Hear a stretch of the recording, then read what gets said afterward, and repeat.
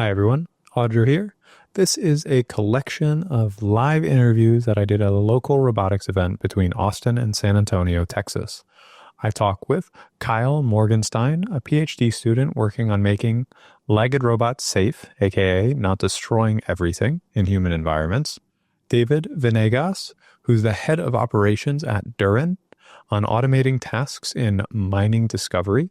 And finally, I talk with Barrett Ames, who's a co-founder of BotBuilt, about their robots in construction. I think you'll like this interview for a range of robotics perspectives, from legs to mining and research to startups. I wish I could say more about the group hosting this event. They're currently in stealth, kind of like a speakeasy. That is, it's an open secret.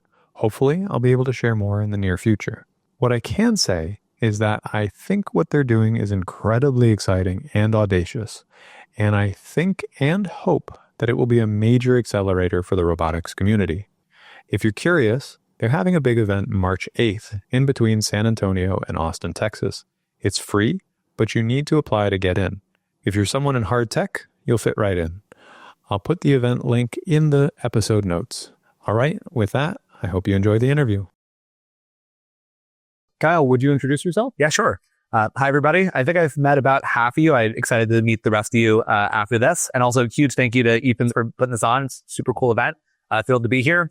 I'm currently a fifth-year PhD student at UT Austin. I've done a bunch of different stuff in legged robotics, humanoids, quadrupeds, mostly with reinforcement learning, some model-based control as well. I spent the last year at the Boston Dynamics AI Institute helping get them off the ground with a lot of their RL work. Before that, I was at NASA JPL. Like I mentioned before, I was a geologist originally by training, looking for cool... Oh, you were serious? Yeah, no, that's not a joke. Most of my undergrad is in geology.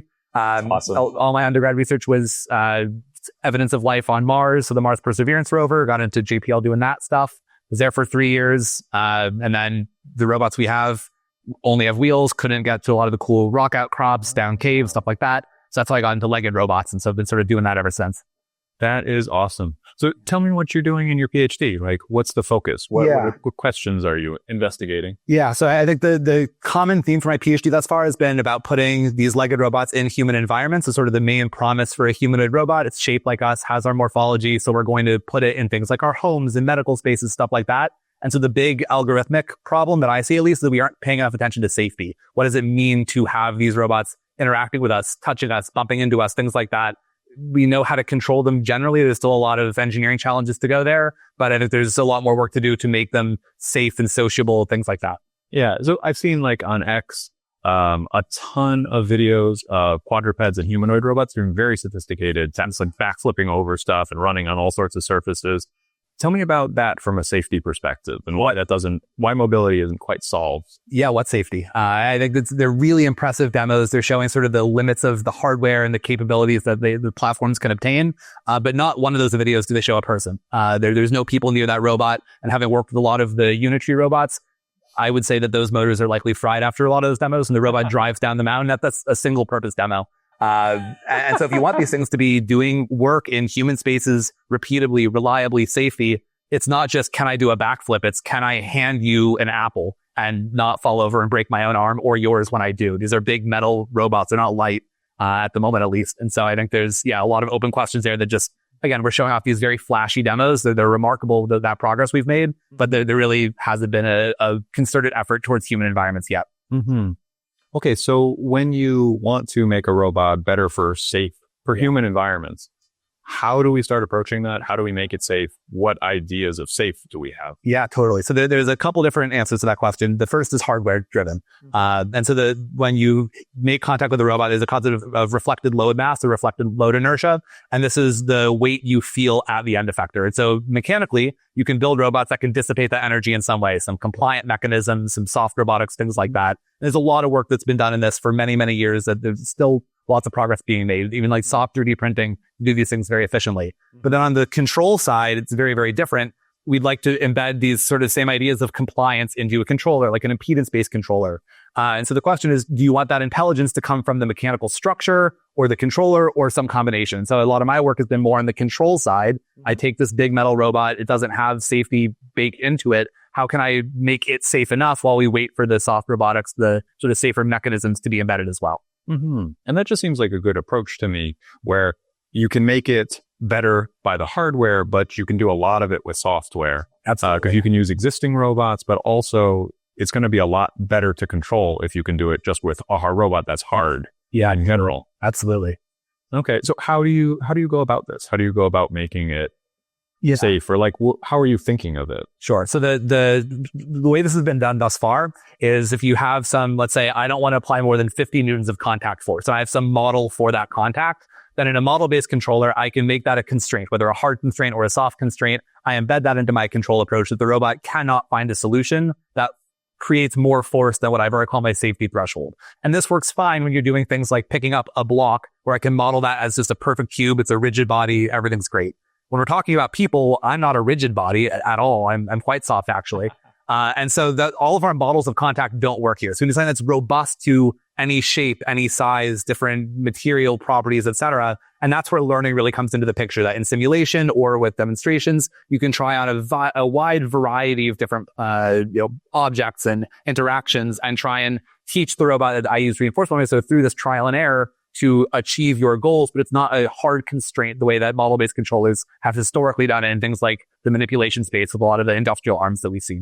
Mm-hmm. Tell me, so I'm not 100% sure if everyone's familiar with like the idea of reinforcement learning. Could you tell me what it is, like what's the setup? Yeah. Totally. And then how you're using that in a context to learn safe movement paths, I suppose. So at its core, reinforcement learning is about trial and error. So your robot tries a thing, and then you got some reward model that you either say, yes, robot, that's very good. Here's your slice of cake, or that was terrible, crack the whip. And so it's learning through this positive and negative reinforcement, what actions it should take. And so it's a very flexible framework, because as opposed to having to write down a mathematical objective function that my robot must just do this one thing, you can give it lots of different factors. I want it to do all of these different things, and then it's going to learn these behaviors through the reward. So maybe sometimes on Tuesdays, you should go to this classroom, on Wednesdays on this classroom. As long as the robot knows what day it is, you can reward it each way. You don't have to tell it explicitly, it is Wednesday, so go here. It's an if-else statement, as opposed to with a reward model, I can say, oh, I want you to go here, I want you to go here, depending on all these factors the robot's able to observe. And just to that trial and error, the robot's able to pick up on what it ought to do. Okay, hell yeah. Now, how is this working? Like, what kind of results have you got so far? And like, how is the state of the field in general? Like, are we going to see humanoid robots walking around in our homes next year? I don't know. Well, our homes, maybe you and I's homes, general people, I don't think it's quite that far along yet, but we are getting there. We've been able to do locomotion very effectively. The main way this is leveraged in robotics research is that as opposed to having a physical robot that does these things, you've got to try it on the real hardware that could break or be inaccurate or whatever. We tried in simulation where you can have, tens of thousands of robots at the same time trying these different things. So we take that control policy we've learned in simulation, and then we put it on our real robot. And we're currently starting to see our robots walk very, very robustly. They walk like people. We're able to do a little bit better than if you've seen some of the older robot locomotion videos. They look very constipated. It's a very low center of mass. It came from an algorithm called zero moment point from maybe 20 years ago. We started to be able to overcome that to do more natural looking walks that are very stable to disturbances and pushes, things like that. So we're getting there, but I think getting the robots safe enough that we can reliably put it in your home without worrying that I'm going to be hit with a huge lawsuit next year, we're not quite at that point yet. We're getting there, but it's going to be more than a year, I would say. What would the timeline, like what would your optimistic and then pessimistic timeline, would you guess? I mean, I think optimistic would be like 5-ish years. I think, will you be able to buy one to put in your home if you've got the money for it? Yeah, within maybe 2 years. I think even now the Chinese companies will sell you one. Yep. You've got to do all of it on your own. You can buy them today. But in terms of like it being stable enough that you could see it as a product that is being marketed for something useful, that isn't just a novelty or a toy, I think 5 years is pretty reasonable. To do, very basic things, right? This is not like I buy this thing and it's my at-home butler that can do everything. We're not at that point. That's maybe more like a 10-year stretch goal type thing, but safe enough to put in your home. I'd like to see 5 years, something like that. That'd be awesome. Yeah. So you brought a robot. Do you want to do a small demo? I don't have it set up right this second, but after this talk, yeah, that definitely we can. I brought one of the Unitree Go ones. It's a little quadruped robot. So if people want to take a turn trying it out later, please come and see me. I'd love to show that around. Yep. Yeah, should be a lot of fun. Oh yeah. So we'll open up to Q&A in just a little bit, but you said one thing that cracked me up is single purpose demos for a lot of the Unitree stuff. Tell me about that, because that's hilarious. Because you assume like you see the video of the robot with the quadruped with the wheels skidding down a snowy hill or something like that, and it's like, oh my god, they're amazing. Some post on X was like, how would you outrun one of these? Oh, you would. Well, if you could run long enough, you could, not just from a battery perspective, but these robots are they're fairly fragile. They degrade pretty quickly. So when we do a lot of our experiments, we do a lot of multi-robot stuff. So you want to do some kind of search task. You want a bunch of different robots searching through, let's say you're doing, some fire rescue type stuff. We only can do our experiments at night during the summers because that robot overheats. And so it's even in 20, 30 minutes, it doesn't work anymore. Even though this is like a sold product using the base controller that it ships with, after 20 minutes, it overheats. And so they're not super reliable yet. They work well for the first couple months you own it, but that performance, sharply degrades. Yeah. That's so interesting. So, and then you mentioned at the beginning, so you've been at Boston Dynamics. Yeah. How do you compare Boston Dynamics, which is probably a good bit pricier, versus Unitree, which you can buy those things and almost throw them away? Yeah. So it is Boston Dynamics AI Institute. I think they've rebranded as Robotics AI Institute. They can't figure out their name quite yet, but it's separate company, although both owned by Hyundai. I'll say the difference between the Boston Dynamics Spot, for example, versus the Unitree I have here. So first, for price comparison, the cheapest model of this is about $1,600. The Boston Dynamics starts at $70,000, but goes up to about $250,000. The difference, though, is night and day. It's the difference between buying a tricycle for your toddler versus a Porsche for yourself. With the Boston Dynamics robot, the code I put on it works the first time, every time. Really, really phenomenal. They've done all the system identification. I know that if I ask for 30 Newton meters of torque, I am getting 30 Newton meters. For that, I'm just praying. I hope that I get it. Usually not. The first time I turned it on, it jumped 2 feet in the air and hit its own power switch. I wish I had a video of it. It sounds crazy, but it short-circuited and hit itself, turned itself off. So it's a great, starting platform. It's made it so that robotics research has become much more accessible. Labs all over the world have been able to get into it because of these platforms. So it's really great in that regard, but it's really hard to compete with these sort of really expensive not battle hardened in a war sense, but like they're very well engineered and designed. The Boston Dynamics robots are. So they're very, very robust. They've got a well-documented API in English, and that helps a lot as well. Yeah. Okay, hell yeah. Okay, with that, I am happy to open it up to questions. What questions do you guys have for Kyle? I guess raise your hand, and then I'll repeat what you say so we get it on the video. But who wants to be the first brave person? Yes. So, reinforcement learning, like rewards. Yeah, let me re-ask. So reward definition is hard. How do we, safety especially, how do we do that? Yeah, so I'll give you the answer for what we've done thus far, and then maybe some of what we'll do in the future.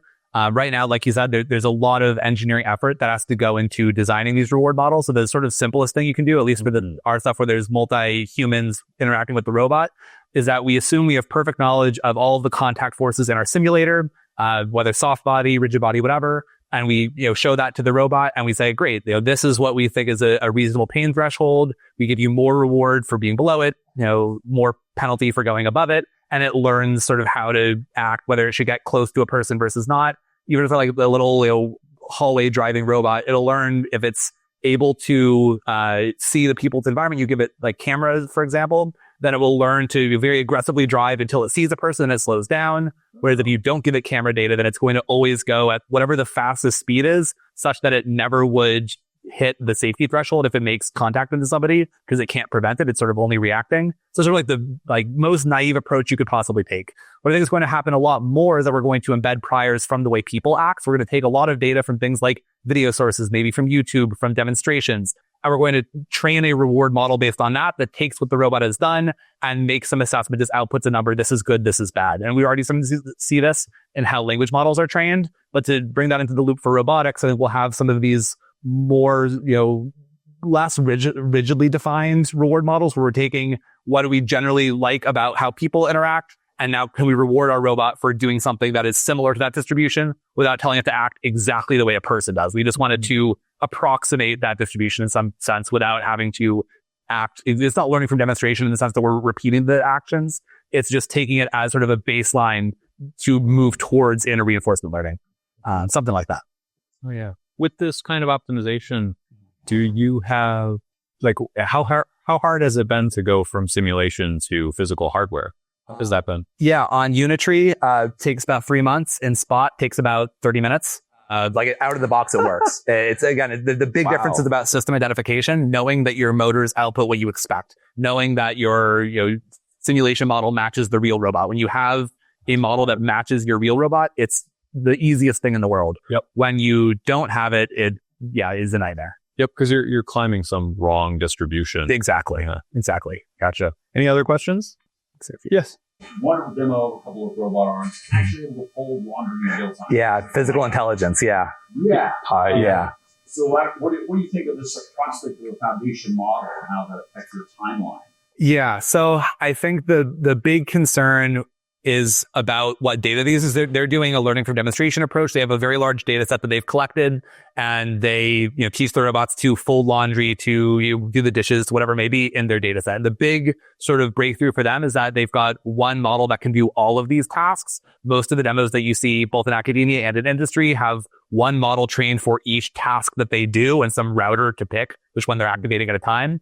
The big concern I have for their approach is that it's bound by the data for what they've seen before. So if my home looks significantly different than anything that they've seen during training, I have no assumption that their model is going to work in my home. It does not generalize. We can only assume interpolation within the data that they've seen before. So if you can collect enough data that everybody's home is represented in the data set, then yeah, that approach should work. The question is scale. I don't have an internet worth of data to back up here. I only have whatever they're able to collect. So it's a phenomenal approach when the thing that you're deploying matches close enough to what you've trained on. But I have real concern to go to deploy that into people's homes that there's a huge diversity of what people's homes look like. And I'm not sure we're at the point where we have enough data to really make that jump. Yeah, definitely. There was related, I think it was the lab that founded it or a similar one. They released a bunch of robots being teleoperated and then doing many of the tasks autonomously. And a thing that I thought was so funny is in their videos, they had the robot push chairs back against a wall. And they highlighted specifically that the third chair or whatever number was not trained on. So it shows you how specific that they're calling that out as a really big thing, that we didn't do this chair over here. We just did chairs over here. So it's kind of spiky. It doesn't work always. Probably. Yeah, totally. Let's see. Yes. Would you argue that teleoperation? So I want to, yeah, you can repeat this question first. Yes, I think I skipped in the last one. Is teleoperation efficient for these tasks? Yeah, and specifically the word was sample efficient. And I want to explain that first for people in the audience that might not be familiar with the terminology. So sample efficiency is how efficient is your algorithm at replicating a behavior per sample that it's shown. So if I show it one demonstration of the behavior and it can learn it after just seeing it once, that's a very efficient algorithm. So one of the downsides for reinforcement learning, the method that I tend to champion, is that they're very, very sample inefficient. You have to see many, many demonstrations in simulation before you can use it. The difference is that in simulation, you can generate essentially unlimited data more or less for free. With teleoperation, what Nathan asked about is you have to physically do it. So it's very, very sample efficient. You can show just a couple of iterations, maybe show it 20 to 50 examples. And it's just sort of standard at the moment in the field, although people are trying to reduce that. And then it works very, very well. So it's quite sample efficient, but it's not time or energy or money efficient because that's operator hours. You've got to build the infrastructure, build the hardware, use it to collect that data, maybe clean that data in some way. So from an algorithmic perspective, incredibly sample efficient. From a deployment perspective, not sure if it's as efficient as we'd like it to be yet. But again, as these algorithms require fewer and fewer demonstrations, if you could show it just one demonstration and it works, then maybe those economics work out for you. Yeah.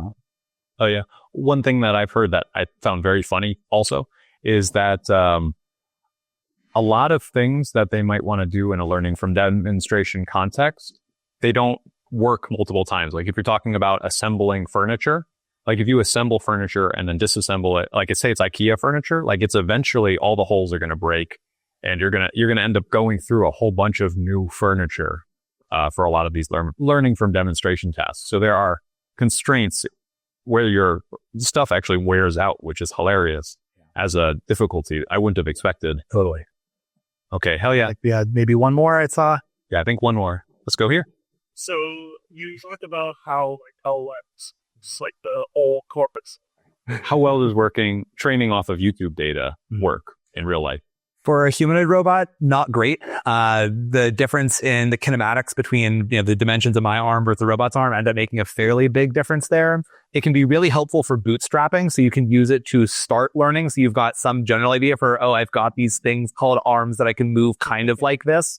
But to get really good performance on a real system, you do want to train with as close to the true dynamics of your robot as possible. When I mentioned it earlier, the context of LLMs, I think where there's a lot more promise for that kind of data is using it as a reward to encourage the robot to be more like the person that can juggle. So as opposed to having to figure out how to specify some reward function explicitly for what juggling is, that's quite hard. But it's quite easy to have videos of juggling, and then I show my reward model what my robot is currently doing versus the video of someone juggling and say, are these two things the same action? If yes, reward. If no, penalty. That's where that kind of data becomes really, really valuable as a reward process, but not as valuable for training the robot's dynamics itself. That you do want to match pretty closely. Cool idea. Yeah. Yeah, using it as basically a way of labeling data. Absolutely. So that's awesome. Cool. Sounds good. Well, thank you guys. Thank you. Thank you, everyone. Kyle. Would you introduce yourself, David? Sure. Hi, my name is David Venegas. I'm head of operations at Durin. Mind you. Hell yeah. So mining, tell me about what you guys, like the problem you guys are trying to solve, and tell me a bit more about the company. What stage you're at, how many employees? Yeah, we're small. So pre-seed, about 5 people right now. And basically, mining, a lot of people don't really have any idea how it works. So maybe doing a quick primer just to understand the basics. Sure. Would be really good. So it is the most important industry, the most fundamental industry. You have mining, you have energy. That's basically all that we have. Agriculture. Agriculture would be a step above because you need the minerals and you need the energy to get to that step. Gotcha. Okay. So super fundamental. Very fundamental. Same for manufacturing, construction. Totally. So one step above. So yes, these are the two, literally the most important industries. If you want to see everything else grow. And yeah, it's been forgotten. Mining has not been it's a very old industry. Anyway, so you have to break it down into a few different steps. You start with exploration to really know whether something's worth doing in the actual development step. And that's billions of dollars. You're building towns beside it, running railroads out there. This is a huge operation. So you're saying surveying the area, finding the material, and then all the logistics of getting energy, getting railroads, getting all the things. Yes, that's going to be the development side. That's when you know this is worth doing. Yep. And you're putting literally billions of dollars. Yeah, and so expensive. So much time, so much resources. Yes. And making it happen. So that's the development side. To get there, you have to go through 2 previous steps. I'm simplifying this, but it's exploration, and that's finding a needle in a haystack. You're searching the entire globe or something. Exactly. Mm-hmm. Where is it? And that needle's buried underground. So very difficult. Once you explore, then it goes to feasibility. That is the biggest bottleneck, permitting. If it's on a big plateau and you can't access it easy, then it might not be worth the mine. So that's the feasibility aspect? Yeah, it's economics. Is it 6 kilometers away from a port? Is it 600 kilometers? Is it this high from ground? Is it whatever? All those details really, really matter. And it's what kind of rock is it in? Is this extractable from a chemistry standpoint in a feasible way? And there's a lot. Okay, do we have sources to supply these things? Do we have power, water, all these things? It's a big thing. Yes. Yeah. And these can last 50 plus years. So it's, yeah. What do you mean these can last? The months, the entire mine, the process of extracting it? Exactly. I see. Yeah. So it's a big investment up front, and then you might get a long time of using it. Oh yeah. Yeah. Uh-huh. It's a huge thing. So exploration, that is where Durin comes in. That is where we are. Oh, okay.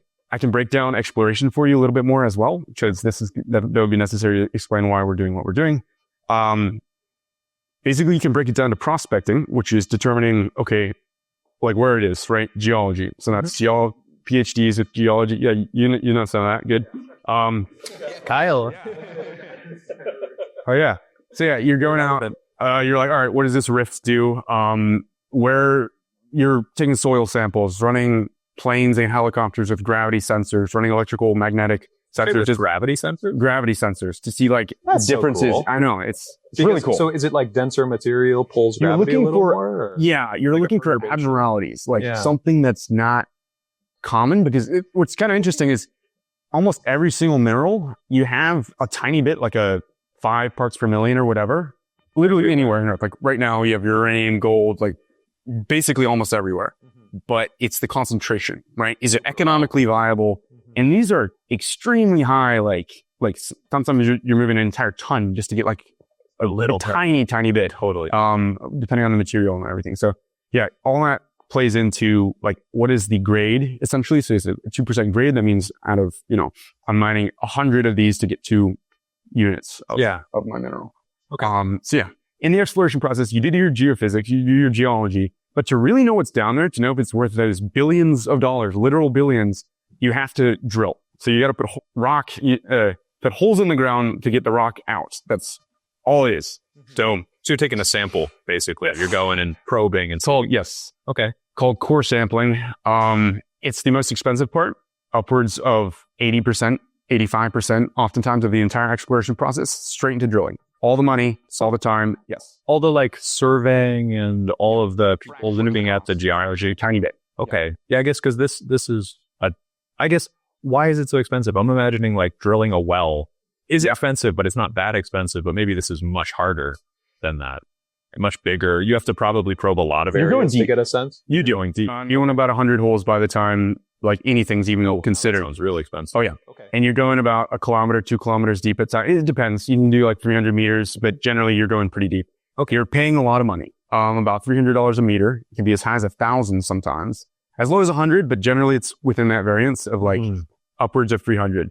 And the deeper you go, the harder it is, the more materials you have to use. Totally. The longer it takes. Exactly. So it just gets more costly. everything. Costly. I think I said that right. Yeah. So it's Sounds really super expensive. hard. Very expensive. Yes. Okay. And the biggest issue is the machines that are doing this, the biggest actual improvement that we've seen has been back in 1958, someone called Bort Longyear invented something called the wireline drill, which instead of literally moving your case piping up every time you want to do like 3 meters of sampling, you have to send a wire down. You get to send a wire down, which is the step change improvement. And now, okay, I just bring that up and I only trip, which is called tripping, when you're moving all your pipe up, and I can take hours. Yeah. Okay. Just when you need to like change a bit or something gets stuck. Wait. So is it like you lift up everything by a wire for a little bit and then you change something down there and then you let it down again? No. Or- So you have if you know water well drilling or oil well drilling, you're basically casing. Okay. You're putting pipe casing. So it's got a hole in the middle and you're putting a shot down the middle. I'm pronouncing it incorrectly, but that will go down as the drill, it's a tungsten carbide with industrial diamonds. So it's called a diamond core drill. Basically, yes, drill. It's cut through anything. And it grinds off and exposes more diamonds to like keep going. That'll cut through anything. So it'll keep going and it'll bring rock up through the middle. And you have that shot that's waiting. It's got a spring load thing. Once it hits a certain 1.5, 3, sometimes 6 meters. Weight. Right. You get a sensor that'll tell you, hey, the pressure's high, and you snap it off and you bring it up. And then you're laying it out on a trough. You're hitting with a hammer to get it out into a cardboard box. And it's going off to the final step for exploration, which is assay labs. So that's the chemistry side of things. I want to know what my grade is. At 900 meters, is it, 2%? Is it 1%? Whatever. And you're using all that information to go back into the model to tell yourself, okay, how rich of a mine it will be. Yes. And it's a cyclical process. It takes years because it's very iterative. You have to find the most important spot in it. So how this actually works is you have a bunch of exploration companies they're called junior exploration companies. These aren't big like conglomerates or anything. There are like your Rio Tintos, your Vales, your massive companies do have arms that'll do this, but generally it's really risky. So they push that all off to these junior exploration companies, which have $5 to $20 million market caps, and their whole like objective is, okay, buy mineral rights to a specific piece of land that we think could have whatever mineral we're looking for. And then they're contracting out all these services. So the geology, the drilling, the assay labs, everything. And the whole point is to raise more money to do it again. And again, 80% of that money goes straight into drilling. Wow. Yeah. Okay. So it's hill climbing in a sense because they're justifying themselves through getting that data. Yeah. Okay. Yeah. There's that for fuel. Yeah. Yep. Yeah. Because it's growing. And then eventually big mine gets put there. Eventually. A lot of them fail. But it's high risk. Yes. So where do you guys come in? We build the drills. Oh. So the drills, like I said before, biggest step change has been 1958 when you get a wire going down. I'm trying to remember this story correctly, but basically there's a company that like they figured out that the biggest problem and the biggest injury for their drillers was wrist strain by moving the pipes. So they found out by like removing 2 threads from the screws that were like putting into the top, bunch of improvement, 40% improvement. I'll say that's the biggest changes you're seeing. Like it is little itty-bitty, changes, tiny. And again, this isn't a satellite. This isn't a really complicated robot. It's not a fighter jet. which we've built on the back of napkins in 90 days. Like we're capable of really incredible Amazing things. Yeah. It goes like this and it goes down. Yeah. Yep, that's it. He brings up rock. Okay. And it's really expensive. We're building more autonomous versions of these. So not fully autonomous. We're not trying to go there. There's, the 20% that gets you to 80% is the objective. Pareto's law of value There kind you of go. thing. Exactly. Okay. I didn't know it had a name. Oh, yeah. Okay. 80-20 rule, whatever. Yeah. So that's the whole point is whatever you can do to make it just less humans, because again, safety, And I bet labor shortages too. that is the whole thing. Yeah. It's about 50% of all drilling costs, or north of that, is straight into labor. And this isn't fun work. This isn't And like, turnover is super high, I bet. it's not a fun job. Yeah. You're losing your fingers, you're inhaling dust, you're Oh. pounding on rods, 12-hour shifts constantly. Like, yeah, it's not fun. Very tough. But it is cool. Rocks are cool. I know all geologists love rock. We all love rocks. Fundamentally, like trucks are sick when you're a kid, you're 2, you're playing with the trucks. They are. But this industry is in a really bad place. It's been avoiding change. It's been avoiding the need to innovate. This is the way it's always been done. It's old. The average age is 55. Half the workforce is going to retire by 2029. They're boomers. 5% of the workforce is under 30. So Wow. nobody thinks it's cool. Nobody thinks mining is sexy. Even though we do like it, it's not appealing to anyone. And all the smart engineers and talented people don't want to go out and do this because it actually isn't appealing. There's no appeal. And that's a problem. Because It's this, not- like I said at the start, right. This is one of the most fundamental industries in existence. So, Mhm. yeah. So what is I don't fully understand what your improvement is to this. So it's automated to a larger extent, makes it fewer people have to do it. You can have younger people that don't want to hammer their fingers off working. You can have the same person that can run 10 of these sitting in a little box Yep. and monitoring them. Okay. This one's my rock's up, my fuel here, my water there, whatever. That's a bit of an abstraction, but yes, that is the idea. Yeah. We want monitoring. We don't want 24/7 operation, because what you have is somebody sitting there for this thing to be going down. Somebody's sitting in the cage, literally listening to the hum of the engine and how the generator goes. They're like, okay, is it going me? Oh, I know that sound. And they're adjusting the RPM and the water flow or the torque. That's how it gets sucked. That is It's like a person with a CNC does the same thing there you go. Yeah. because they listen to it. And Manufacturing is very similar. interesting. Mining is actually in a worse place. Yeah. In a lot of ways. Okay. So how are you guys improving? Yeah. A PID And I want to loop. open it up pretty soon. Please. Oh, wow. Okay. Okay. So you're automating the process of speeding. So it goes down in there. Bort Longyear has some drills that do this in some ways, but it's not the closed loop fully. You just close the loop. The rod handling, make the rods go like this, have the pipe, the dirt come out. That's all you need. Wow. Very simple. Seems very effective. So you guys are pre-seed, you said at the beginning? Pre-seed. I'll tell you some numbers. TechCrunch and Wall Street Journal want to do an article soon. So new stuff, but 2 million pre-seed, raised from A16Z, Lux, 8090, 1517. Some good guys that'll help us out. Yeah. We'll raise a seed Q2. Oh yeah. Where are you guys located? We're located in LA, El Segundo, California. So yeah, it's a good place. Oh yeah. What brought you out here? Like you're here now, or are you here just for this event? I'm here to meet people. I connections. We're looking to hire 2 people, automations and controls engineer and a robotics engineer. So people who have these types of skills. That's very important. Looking to hire those yesterday. So Yesterday. Yeah. Yep. Awesome. So again, if anybody knows, also might be a little easier. There's a site called learn.durin.com. Recommend it. Durin is the name, in case I didn't mention that.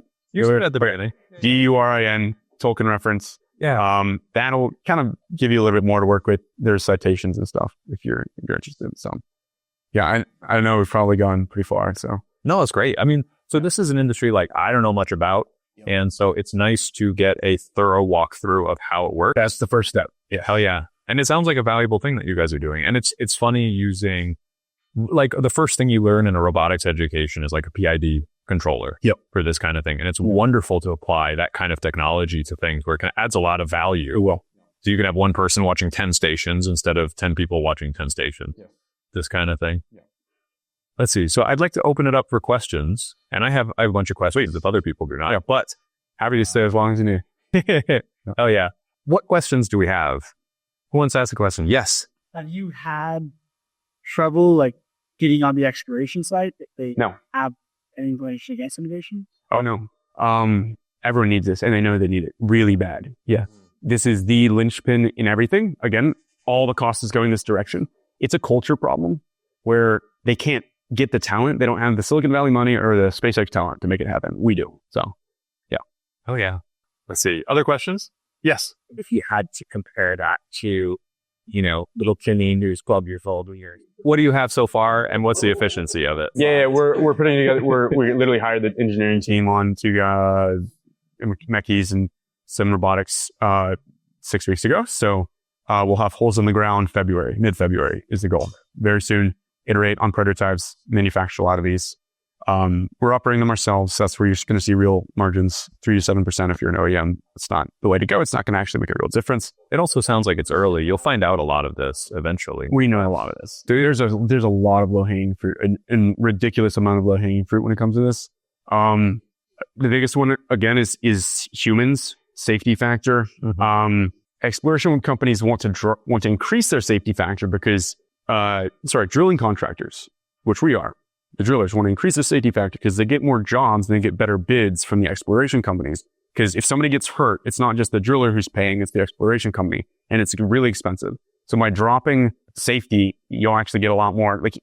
It's actually more important than throughput and speed, because that'll kill an exploration company if you get too many safety incidents. So, and then also it sounds like grocery store kiosk kind of thing, where you have one checkout person manning 10 kiosks that customers are going to. Like if you have one person manning 10 stations, that's a big multiplier. It's an accuracy as well, because there's human error involved where you just because they're not paying attention and they don't hear it cutting correctly. Yep. This kind of thing. Yeah. But yeah, that sounds like a very nice thing. Yeah. Let's see, maybe one more question and then we'll move on to our next speaker. Yes, in the back. Trying it and just in your works, how you even... Do you use simulation at all? How do you handle tough things like friction? Yeah, we will. Use whatever simulation test stands we need for those types of things.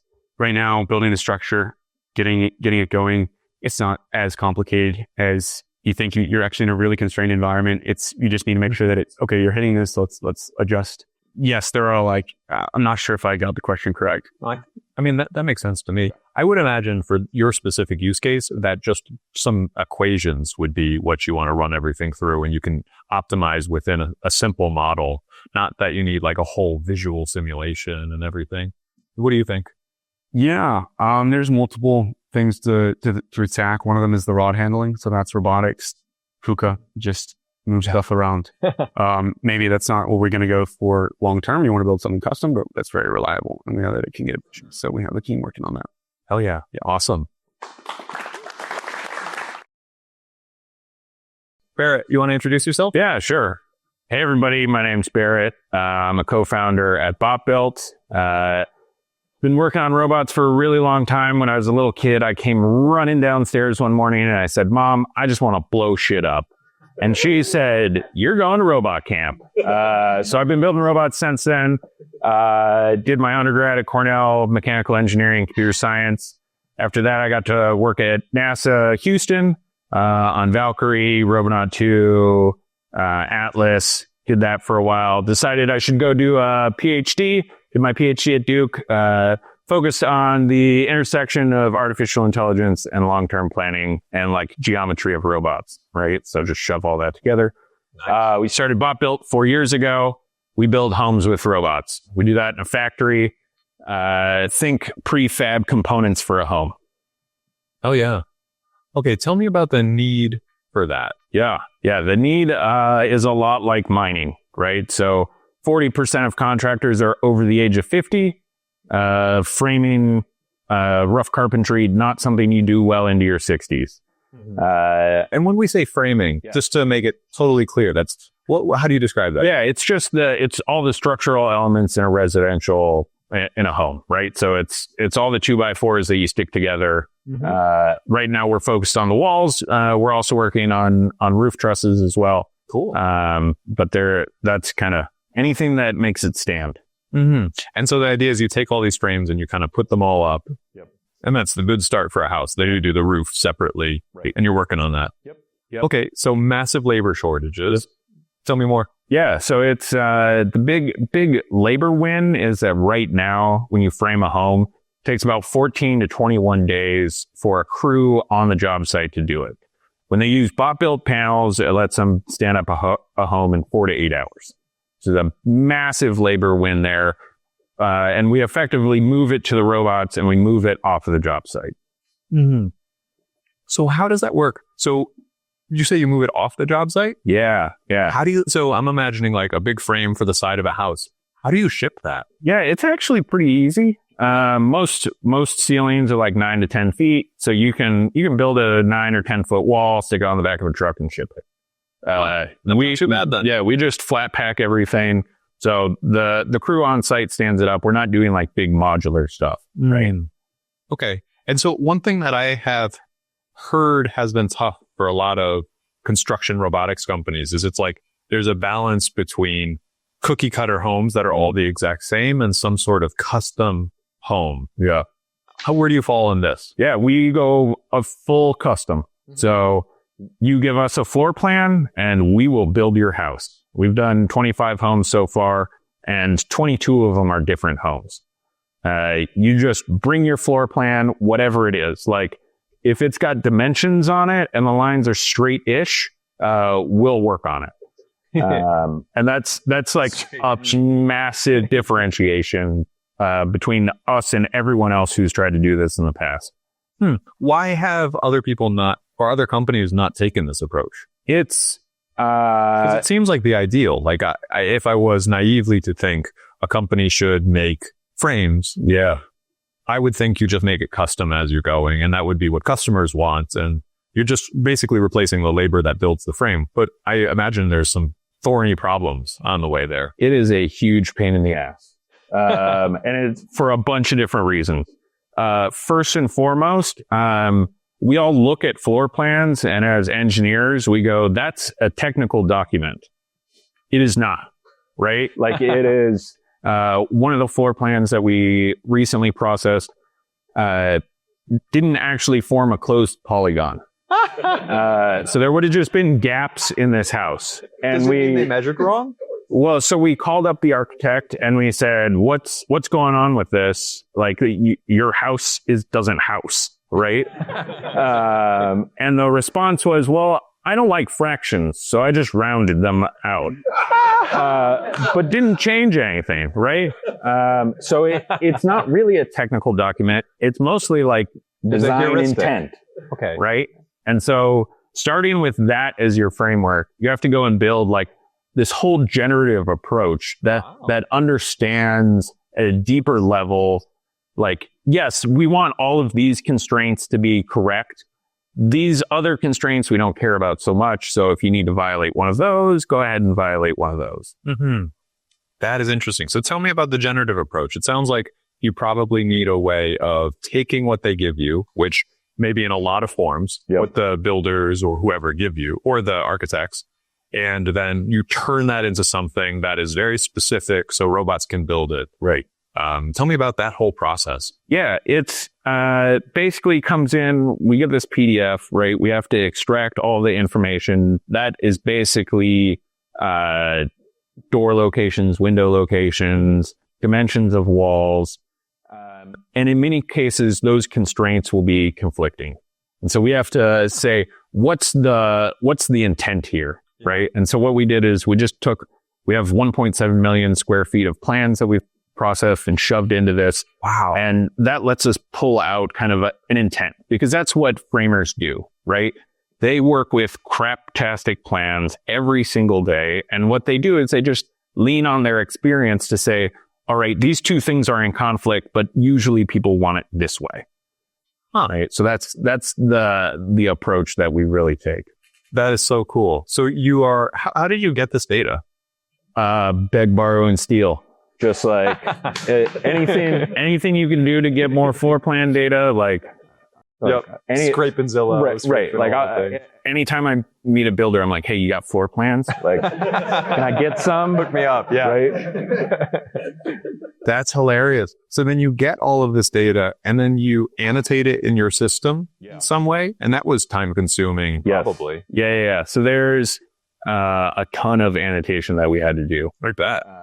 Because they're effectively, well, I guess they're like 2D for each one, but it makes a 3D structure. And there's probably relationships between the different 2D panels. Right. So at the floor plan level, there's actually like a bunch of constraints, a little bit of structural detail, but it doesn't actually specify like this is where this 2x4 goes. It doesn't actually tell you how to build it, right? The carpenters do that on the job site. So we actually have to generate all of that plan. And do that according to building code. Mm-hmm. So how do you generate primitives or like low level things that you're using to inform your approach for a new design? Because like there's a bunch of ways I could imagine that you could do it, but I wonder what you have done for that has been like the most useful. Yeah. I mean, we really think about it as like constraints, and then we have an objective function that's just like minimizing cost, minimizing robot speed, or like robot time, not robot speed. Yeah. And then it's actually like generative builds up this nice set of constraints, and then we just have a massive mixed integer program that we run that says these are all the right places to put studs because it satisfies all the constraints. Cool. Yeah. That's wild. So that's like the crux of the problem you guys had solved. Is that fair to say? That's like a crux? That's step one. Okay. So tell me about more than step one. Step 2 and step 3. Step 2 is now that you have this model of this house, how do you go and build it? Right? Like what are the steps that the robot needs to actually do at a high level? Right? It's kind of the task level planning. Mm-hmm. And if you guys are familiar with task and motion planning, like it's exactly that problem. It's just construction here. And then do that. Then right. But you have to, you have to satisfy all your robot constraints as well as your task level constraints. Definitely. And then step 3 is go and do that. But now nothing's a perfect or like your wood is slightly wrong, all sorts of things. It's not just slightly wrong. It's like twisted. Right? So we made a very big decision early on, which is to use the exact same lumber that everyone is already using. And so that means it's going to be bowed and twisted, warped, waned, like you name it. Chipped, it's split. Right. It's going to happen. And that lets us operate at a much lower cost, right? If you look at a lot of the other previously mechanized approaches, they were like, we need the best wood. 10 times the more cost. Expensive. Yeah. Okay. So I like that. That seems like a good approach to me. Yeah. At that level, then you have to enable a whole bunch of computer vision, a lot of real-time response to things, a lot of like 3D modeling of what you're getting, and then fitting that together. Right. Wow. Okay. So that's those are, first problem's big. And actually it's big enough. Other problems are also big. Right. Yeah. The first one's actually big enough that we've found SaaS customers for just that. I bet. Yeah. And then the other two are like what I thought I was getting into, right? Building homes with robots. Yeah. That's wild. It's so funny how a lot of times they're like, I want to do this. And then it's like, there's so much legwork required before you can even get to the part of the problem that they want to be solving. Yep. Okay. That is so interesting. And so you said that you found SaaS customers for this kind of thing. Does it mean you have like multiple, like that's a revenue stream for you guys? Or? Yeah. So we have builders who need to estimate the amount of materials that are going to go into a house. We can do that down to the stud and to the nail because we have to in order to go build with the robots. Yes. Right. And so that level of detail saves a builder 20 to 40% materials. Wow. Which is then to figure stuff out and they make mistakes and they iterate. They are literally using rules of thumb. Like you go to there's this crazy incentive alignment problem where the builder actually doesn't do his own takeoff. He'll take it to a lumber yard and the lumber yard will tell the builder how much lumber he needs. Great incentive alignment. Yeah. If you go into the lumber yard, I want to start a lumber company now. Yeah. That's great. If you go into the lumber yard and say, all right, how are you guys estimating this? And many times they're using their actual thumb, right? It's not just like a saying there. They're actually counting. It's very literal. Yes. Right. And so that's how they end up estimating how much lumber that you're going to get. It's wild. And so they end up with just tons of overage. Yes. Now, so I want to move into questions, but I want to before then just hear about working with robots for this task. Like, tell me a little bit about that, and then we'll move into questions. Yeah. I think, kind of the interesting bits for using robots on this particular problem is that we're kind of constructing this like almost worst case motion planning problem. Mhm. We've got these two big industrial arms, and they're usually moving 8 to 10 foot lumber, right? So you're always kind of like in this bug trap type problem. Do they slide around or anything? So we purposely they're on went tracks or in their ceiling or something. Yeah, they're on tracks on the ground. Purposefully went for 7 DOF because I wanted the redundancy, wanted the ability to do linear movements. So that's we actually use used industrial arms. They get kicked out in a perfectly usable state for us most of the time. We had just found an arm that has 5 centimeters of error in it. So that one will be fun to correct. But they're like a 90% price discount. Nice. So that's clever. Massive for cutting down on costs. Hell yeah. Okay. So I'd like to open it up to questions. Let me know if you have a question. Yes. Go ahead. So, or you said like with your lumber that there's some turnover. Yeah. Mm-hmm. And let me repeat it just for the mic. What does your perception stack look like? Yeah. So right now our perception stack is growing. We seem to always find new places for more cameras. But generally right now we've got an L515 RealSense that looks at lumber. It's a really interesting, the particular wavelength there returns really nicely on lumber and not on our table. So it makes the classification problem a little bit easier there. But we have several convolutional networks that are helping us classify different, like the plate versus the stud, pressure treated versus non-pressure treated. And then actually one of the most difficult computer vision problems is we pull lumber out of a stack, right? So you take a tree that's been cut up into a whole bunch of 2x4s and then laid out next to each other, and singulate each of those and pick it up. That sounds hard. It was a tough one to crack. I bet. Yeah, go ahead. On the robotics side, I guess, from like the assembly side, is that like you have to do an extra process of cutting to the specific point? Are you pre-sizing everything? Let's see. How do you deal with the lumber being so difficult? And do you process it? Yeah. Steps first. Yeah. Before you start assembling. Yes. So before assembly, we pick it up out of the stack. We've actually got we call it the input table. It's basically just a really precise positioning system. And then we pick up a 16-inch saw blade and we cut it.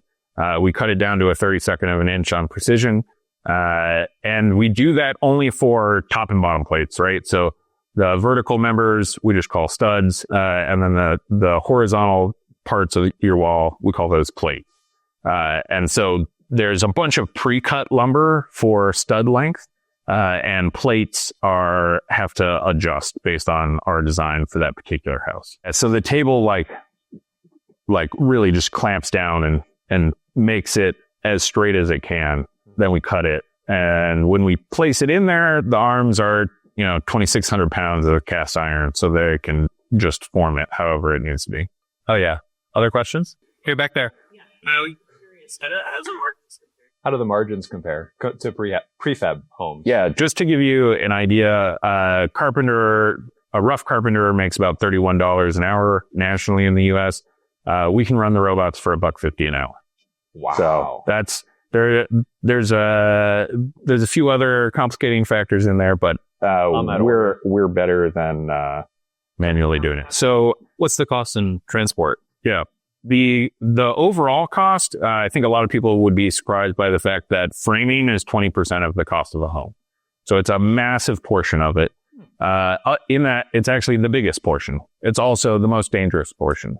Is that counting labor costs and everything? Yeah. So it's, with labor, of that 20%, 10% of it's directly labor.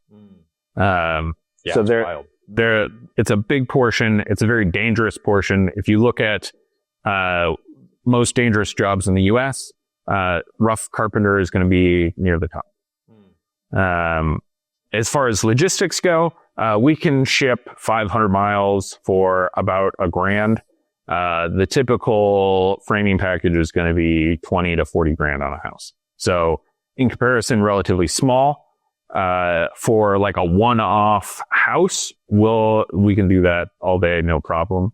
If DR Horton wants to build a whole neighborhood, we'll just set up on the basketball court that's going to be in the community anyways and just build there. Oh yeah, back there. Barrett, watch you talk about the efficiency though of time and how time's money and then working day, night. Tell me about the time efficiency. Yeah, so from a time efficiency from the builder's perspective, time really is money there. Construction loans are very expensive. Builders will have something on the order of $250 a day to $750 a day just in interest charges, right? So every day matters to the builder. And from a robotic standpoint, right, like we can build 24/7 with these arms.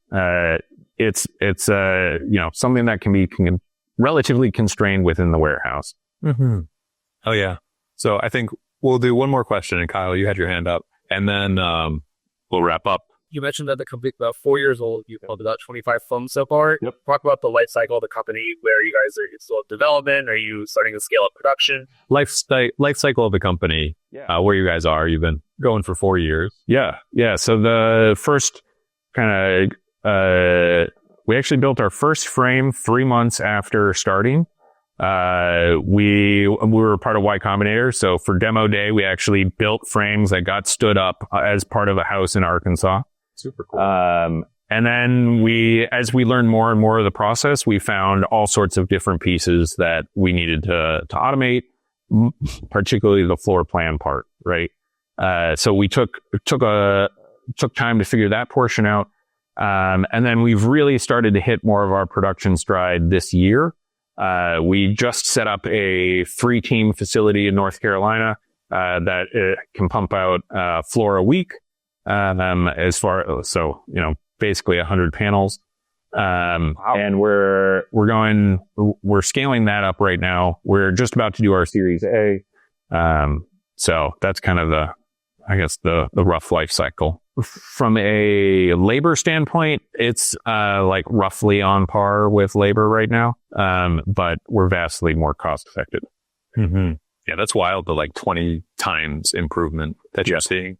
Okay, hell yeah. So one thing we haven't done in the past ones, but what do you hope that people, like everyone here, takes away from this conversation? Yeah, I hope everybody realizes that the future of construction is in automation, right? So many people don't even realize all of the pain and suffering that goes into their house, and how that creates a whole bunch of societal ills.